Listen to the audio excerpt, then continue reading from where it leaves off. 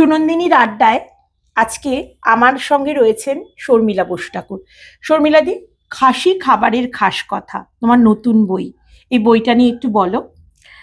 একটু যেরকম বলছিলাম আমি, যে আমি তো নানান জায়গায় বেড়াতে ভালোবাসি এবং নর্থ ইস্ট আমার মানে one of the most favourite places.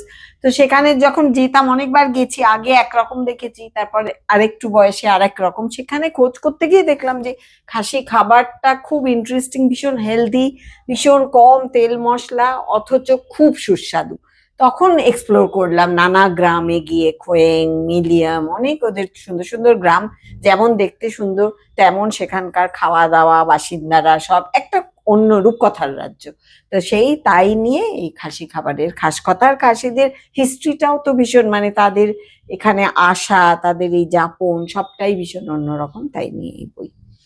দেখতে থাকুন সুনন্দিনীর আড্ডা।